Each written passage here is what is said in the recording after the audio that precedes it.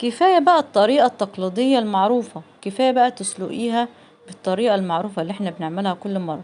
وتعالوا النهاردة هنعملها بطريقة حلوة جدا جدا، كمان هتشجع أولادك والناس اللي هي مش بتحب اللحمة هتاكلها بالطريقة الحلوة دي. هنعملها النهاردة بكل سهولة، حلوة جدا جدا. وهتعملي جنبها شوية رز أبيض زي ما انتوا شايفين كده، هتبقى زي الفل والطعم هيبقى خطير وريحتها جايبة لآخر الشارع. نسمي الله ونصلي على الحبيب. وما تنسوش لايك واشتراك في القناة ولايك ومتابعة لصفحتي على الفيسبوك. والأول مرة أشوف قناتي يعني اسمي سما عمر. أول حاجة كده جبت حوالي كيلو ونص من اللحمة أو العدد الكمية اللي انت بتاكليها انت وأولادك. تمام. اللحمة بتاعتي بقطعها كده قطع صغيرة زي ما انتوا شايفين، ما تكونش صغيرة قوي ولا كبيرة قوي، يعني تكون مكعبات صغيرة زي ما انتوا شايفين كده في الفيديو. تمام. هقطع كل الكمية دي معانا بالشكل ده، بقطعها كده بالطريقة دي. تمام. قطعت كل اللحمة معانا بالحجم اللي انتوا شايفينه ده. تمام. جبت حلة على نار البوتاجاز، الحلة دي اسيبها تسخن كويس جدا واحط فيها معلقة من الزبدة او السمنة.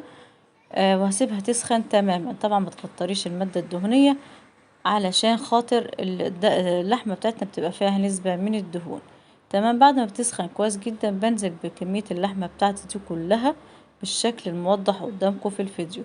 بعد كده ببدأ اشوحها، طبعا النار عالية لسه مهدتهاش، لسه النار عالية.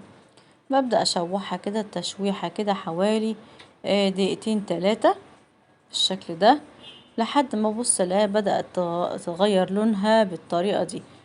كل ده وانا ايدي فيها بشوحها.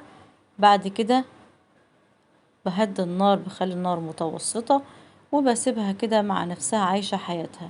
بعد ما عدى دقيقتين 3 بنزل معايا كده حوالي 4 بصلات متوسطين مقطعاهم كده، يعني حوالي 4 تربع. نزلت كمان بورق لورا، نزلت بمعلقة صغيرة من الفلفل الأسمر، معلقة صغيرة من الكمون، معلقة صغيرة من البهارات اللحمة، وكمان نص معلقة صغيرة من الزنجبيل الناعم. عايزة تحطي قرفة ناعمة حطي، مفيش أي مشكلة. حطيت كده حوالي 5 حبات من الحبهان.